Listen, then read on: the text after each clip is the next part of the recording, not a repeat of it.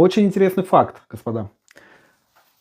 Каждый производитель оконной фурнитуры рекомендует смазывать ее не реже одного раза в год. И даже делает вам такую шпаргалочку. Шпаргалочка специально для вас, друзья. Не надо ничего выдумывать.